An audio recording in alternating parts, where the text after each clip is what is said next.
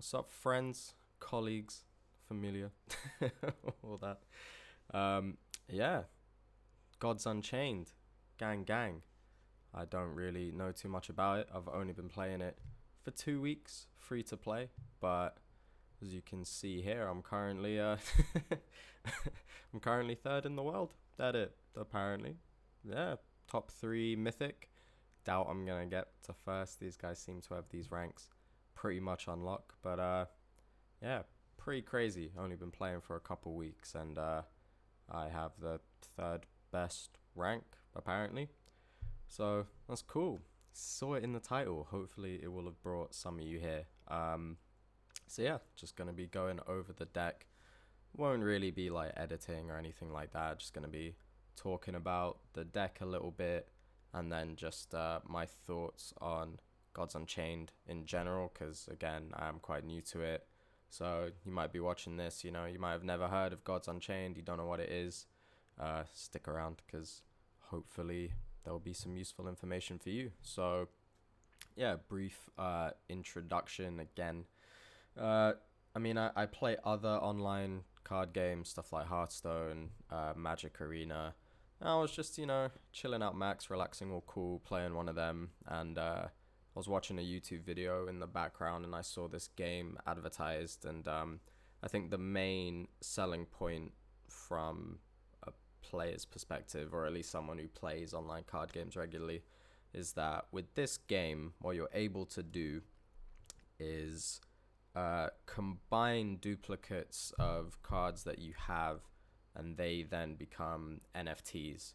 So, for those of you who don't know what an NFT is, it's essentially like a digital asset that is unique. So, imagine like how trading cards in general, you might have a bunch of them, but each one is technically its own unique thing, and there'll be some monetary value ascribed to that.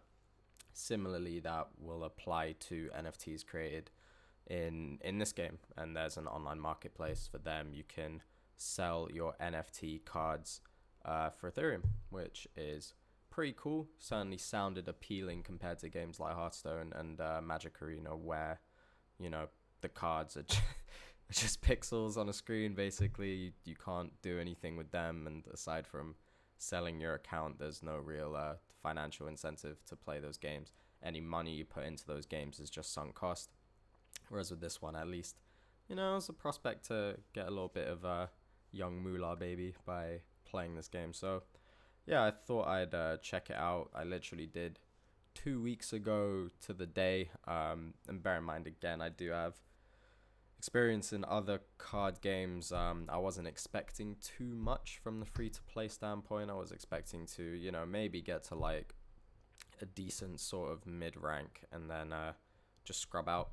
But yeah, as things have turned out, I've done pretty well. I've not been playing that much as well. I mean, for the first couple days, I was playing quite a lot, but I think after that, I just yeah, I'd only really play a few games a day. When you play the game, there are two virtual currencies that you generate. One of which is used to combine cards into other cards, and the other of which is used to purchase cards in the in store sort of shop. And basically every day the card that you can purchase changes. So I'd basically just be logging in each day just to see which card was available, because obviously if it was one that I didn't already have, then I'd want to get it. And aside from that, yeah, I just played a few games a day, and yet somehow that seems to have carried me to third on the leaderboard, entirely free to play. So yeah, pretty cool. Let's have a brief look at the deck, just in case there are some of you who already play Gods Unchained and quite interested. This is after a recent balance patch, so certain cards have changed, such as this one. It was changed from a 2 mana 2/3 to a 1 mana 1/2. The way that the Sanctum works changed as well. Um, Aside from that, I think that the changes were mostly favorable to this deck because this guy got a bit of extra attack, which is useful. But anyways, this deck is entirely free to play. It's been doing really well lately. I think The last weekend event won like 14 out of 25 or something. It wasn't very good, but I was in Mythic, so at least the prizes were pretty decent compared to more wins in lower ranks. Yeah, the deck, I mean, it's just pretty good. As you can see from the free-to-play aspect, there are cards that are just singles. Like, I'd rather have a second one of that if I had it, but I don't. I'd rather have a second one of that if I had it, but I don't. But I think, bearing in mind it is free-to-play, I think it's mostly pretty cogent. I do have a lot of good two-ofs. I think if I were to make changes, I mean, I don't want to go like too far in an ideal world because there are legendaries in this game and stuff like that. This deck is no legendaries, and you don't even really need the epics that are in the deck. They're just things that I pulled, and it's just like, yeah, sure, why not? You could easily substitute them for other things, which I think is a good thing about this game from a free-to-play point of view anyway. Like, there are chase commons, and that might sort of intimidate a newer player coming into it, particularly the price of some of the cards right now. Like, I don't know, this goes for like $20 or something like that, but they're easily substituted with other things, so you don't have to play like a max power version of the deck. I think within reason, though, if I were to make changes, like, I'd want a second one of this, I'd want a second one of this, and I'd probably I'd drop the Card Shark and probably a Hunt Warden for the second one of this. And, if I had Jaguar Staff, it's a 5-mana 2/2 blitz weapon that summons one of these when you attack, I'd probably drop both of these weapons for that weapon. But, these two are pretty good. Again, I only have one of this. If I had two, then I'd probably run it over the Staff of Roots. But, again, Staff of Roots is a pretty interchangeable card for it in that sense. Like, this is only narrowly better, so yeah. As far as the deck goes, I don't know why it says just Leech Life as the power. Maybe because that's the one that I use most often. I mean, I do use Forage sometimes as well, but that's only really if I'm up against Magic, because I find that the random nature card helps to generate value and otherwise controlling matchup. Against pretty much everything else, I'll pick Leech Life. So yeah, I mean, this deck has been doing really well lately. I think I've won. I mean, I only uploaded this today, so that's why it says 6 out of 6, 100%. If I refreshed it, actually, what would it say? I think I played some more today. But, yeah, I might have won, like, I don't know, the last 10 to 15. Overall, 85.7. I don't remember losing today. I don't think I did lose today. Maybe it's accounting for previous games then, because I might have lost, I don't know, yesterday or a couple days ago. But, yeah, still, I mean, 85% win rate isn't bad for a free-to-play deck. I think one of the reasons why the deck has been doing so well is because it's quite mid-rangey, and Gods Unchained certainly right now is quite aggro-y. Like, if you play Hearthstone, then you might know what Zoo is as a deck, and Gods Unchained is basically like Zoo, the game right now. There are 6 different gods or heroes, if you think about it, like Hearthstone, and every one of them can play like an aggro-y Zoo sort of deck, and I'd say at least 4 of them, the most common variant that you're gonna play is something aggro-y or Zoo-y. So the fact that this is a mid-range deck and just kind of goes a bit over the top of it, you've got the Hunt, which is really good removal, and you've got your later drops, less this because it's tough to get to 8, but this is a top end. These guys just coming down on 6 if you're contesting the board. If it's quite an even board state and you drop this, it can be a bit of a blowout. Overall, like, you're just dropping big stuff, and you've got enough early cards to contest the early game as well. I think really, yeah, it's quite typical in that sense. I'd say I only really struggle with control matchups. I'd say, like, the easiest one being, like, Magic. I beat 2 Magic this morning. I was just using Forage as the hero power. They can obviously do crazy combos and stuff like that, but yeah, that's not really been a problem. Yeah, and on the other end, like board wipe death is just it's pretty much impossible. Like you're really not gonna win that matchup very often. So yeah, pretty typical in that it's a mid-range deck that does well against aggro decks, but doesn't do so well against control decks. So yeah, then as far as just sort of Gods Unchained in general, like what are my thoughts on it? How's it been? 2 weeks already, already third ranked. Yeah, I mean, I'd say it's quite fun. I think to say like most of the things that I would say about it are positives. I think that the only negatives would be I guess like aesthetically the interface could be better. It definitely doesn't have the charm and refinement that a game like Hearthstone has, or even Magic Arena to an extent. Yeah, this does feel watered down in that sense. Similarly, there are sometimes, I don't want to say glitches because like I haven't had any bad glitches that have impacted me too negatively, but you will get instances where like you're trying to do something and then the game will kind of bug out a bit and you have to do something else in order to get the previous action to show up. It's pretty strange, but again, like it hasn't been anything too game breaking. You also get some instances where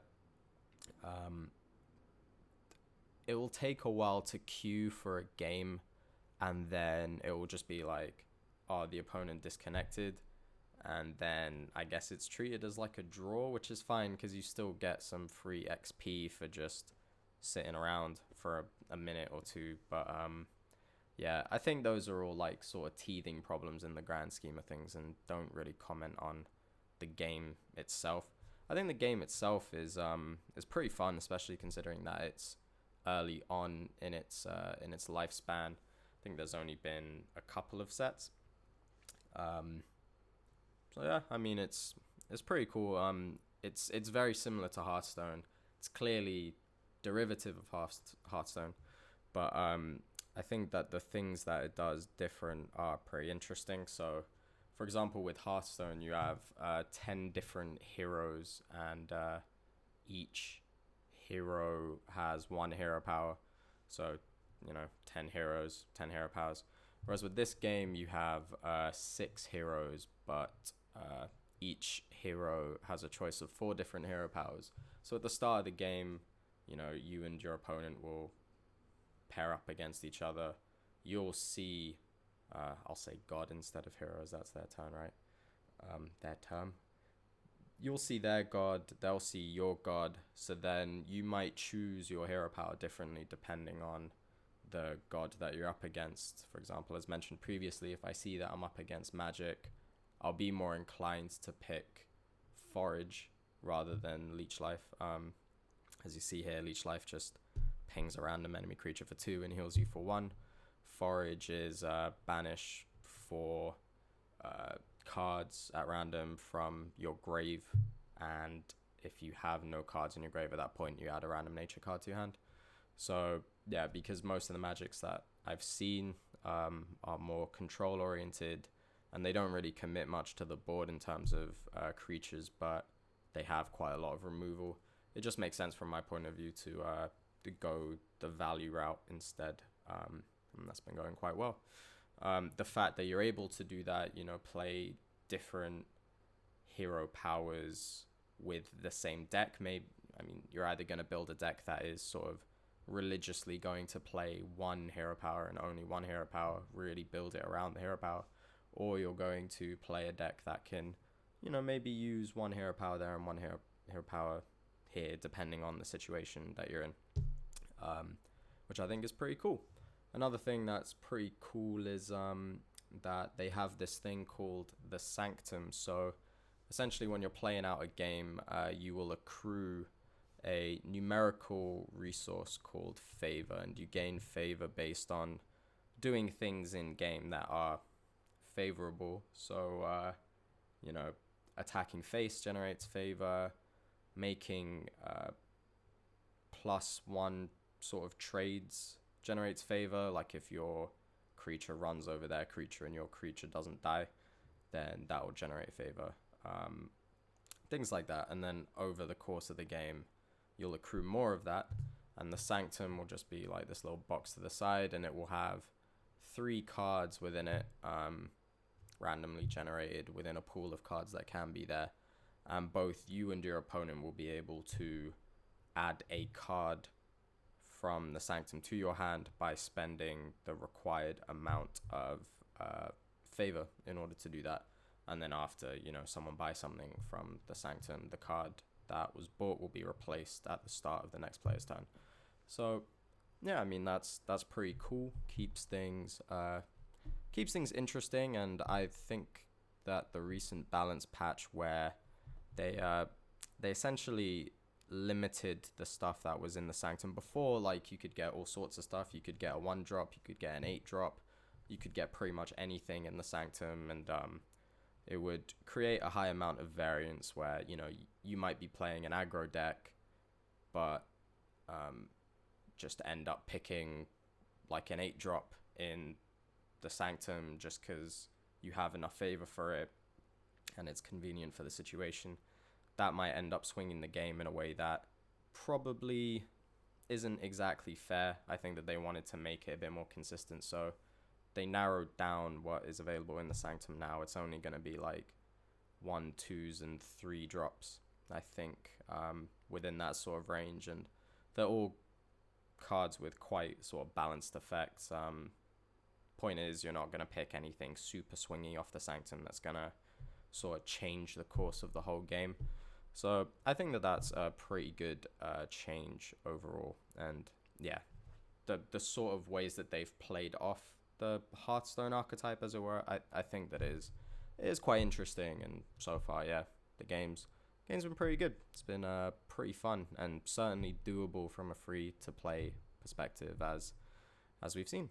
I would say overall, in terms of the game, again, it is quite aggro-y, and I think that there's a number of reasons that play into it. I think, like, firstly, the quality of lower curve cards are just good. Like, I mean, this isn't even a very aggro-y deck, but like, there's a 1-drop that does this effect, give something +1/+1, and there's a 2-drop that has the same effect, but is a 2/1 instead of a 1/1. Well, obviously you're gonna play the 1/1 that costs 1 instead of the 2/1 that costs 2. Similarly, for this card, it's a 1-mana 1/2, just pings an enemy creature for 1. There's also a 2-mana 2/2 variant of the card that does the exact same thing. Again, obviously you're gonna play the 1-mana version, right? And yeah, there's just a lot of good different 1-drops and 2-drops that just do quite a lot early on. Plus, the quality of the hero powers are a lot stronger than in a game like Hearthstone. I think that, like, Hearthstone's hero powers are all, or basic hero powers, I should say, they're all very modest. I think, like, none of them are too strong. I think, like, the fact that even back in the day something like Warlock seemed pretty, well, not quite OP, but almost OP, where it's just our tap, draw a card. I think that that's a bit different. It's almost misrepresentative of the rest of the Hearthstone hero powers, which are quite neutered, quite underpowered, certainly compared to the ones that you see in this game. The hero powers in this game are a lot stronger, which means that you don't necessarily need to build your deck around the value that's provided by your creatures so much as the value that's provided by your hero power in tandem with your creatures. And it just suits lower curve decks. I think that also the way that the Sanctum works and favor works, the fact that you generate favor from swinging face, and that you can then use the favor in the Sanctum in order to get cards, it turns aggro into card advantage, basically. So again, it makes sense from that point of view that aggro is quite good. And then finally, I think it also makes sense that aggro does quite well, just because a lot of the cards that you'll see across the zoo decks are mostly neutral cards. So again, things like this, things like that, things like that. These two everyone get. just from, you know, playing the game. And they're both very popular cards. This one is a common. Sorry, a common? It might be a common, but it's a neutral. It's a neutral card as well. And these are all incredibly popular cards that are played in pretty much every sort of aggro or mid-range deck that you're gonna see. And there's more that aren't included here. A lot of them are neutral, so I think it makes sense whether you're free to play or you're just someone who doesn't want to spend too much on the game. It makes sense that you would invest in like a zoo core that can then be applied to 4, 5, maybe even all 6 of the gods that are available in this game, and then just basically play the zoo deck that best corresponds with the cards that you've pulled, right? Like I was doing that before. I was playing I think I started out playing Enrage Aggro Warrior because I had a couple cards for that, and then it moved into Soul Burn Death because I ended up with more cards for that than the Enrage Warrior build, etc. So it just makes sense to invest in the zoo core rather than being like, oh, I'm gonna make control magic and then realize that you need, like, I don't know, a bunch of different legendaries, a bunch of different class cards that, you know, are gonna cost money if you're not just hoping to pull them eventually. So it makes sense that aggro is really popular and does quite well, which again I think ties into why this deck carried me to 3rd in the world. Because yeah, it is just a bit mid-rangey, and it deals well with pretty much all of the aggro decks that you're gonna face. Like if I'm up against someone and they're playing aggro, almost irrespective of the class that they're playing, then there's, as this says, maybe around an 80% chance that I'm gonna win. So yeah, that's pretty cool. But yeah, in any case, I don't think I have much more to say. I'll leave that there. Hopefully the South Park fans will appreciate the reference of the username. I wasn't expecting to have to film a video about this, or else I'd have probably used the GohanSolo name. But yeah, I mean, can we get to number 1, guys? Who knows? Probably not. But yeah, point is, if you're not sure about whether to get into Gods Unchained, I'd say just try it out. You can definitely do well, evidently, from a free-to-play point of view. You don't even have to play that much as well. Like, again, I've really only been playing, aside from the first couple days, and like for the weekend tournaments, yeah, you play 25 games throughout the weekend basically. But aside from that, I just play like a few games a day. Really, it's nothing major. I guess finally, before I end it as well, if you're someone who's looking to get into the game based on the monetary aspect, you're like, oh well, I'm not really too about the game, I just want to come in, get some NFTs. The thing is that, so the feature where you merge duplicates together in order to make NFTs is currently disabled, and we don't know when it's gonna come back up. People in discussions I've seen have estimated that it will be back up probably like the end of this year or maybe start of next year. I think the reason for that is before the cards, or the NFTs I should say, were being created in the Ethereum network, which had high gas fees. Now, I don't know if these gas fees were passed on to the consumer, i.e. the player. But either way, they're looking for a more cost-effective solution. I think they're looking to implement their own token. Is that what crypto's called? A token? They're looking to implement their own token, which would have lower gas fees. To be honest, I don't really know too much about all of it, right? I assume that the feature will come back at some point because it's their main selling point. So it's kind of up to you whether you want to start playing now or wait until the feature's back up. The advantages to playing now would be that you amass a bigger card pool, which means that you'll have more duplicates to make into NFTs, as well as the fact that you will end up with more of Flux, which is the currency that you use in game in order to merge your cards together. But yeah, I mean, you won't be able to do anything with your duplicates or your Flux for quite some time. What I would say is that I don't think it's the best time to be buying cards right now. So again, it's quite good that it's a free to play profile. You don't need to be buying cards 100%. Just free to play it. Just copy this deck and free to play it all the way to 4th place mythic. Don't out me. I've got number 3 now. But yeah, for real, because the lack of the forge mechanic, which again is what you use to combine cards together, means that the NFTs which currently exist are, by my estimation, fairly overpriced. Again, I've only been playing this game 2 weeks, so it's who's to say what's overpriced and what's not. But I think when like this is $20 and this is $20 and this is $20, it's a bit like, really, like they're just neutral cards, like rares and commons from the core set. I know they're popular, but really. So I think, this is my personal prediction, is that when the Forge feature opens up again, the price of a lot of cards, particularly from the core set, are gonna they're gonna shoot down a bit. Should have probably done it with this hand because the angle. Just because, yeah, they'll be, well, everyone will be able to make NFTs of their core cards at that point.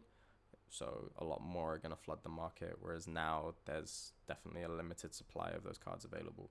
So yeah, don't be pressured or whatever into just buying. You know, you're like, oh, I want to play this deck, but you know, I don't have any Athenian Archer. Again, there are cards that you can run instead of that.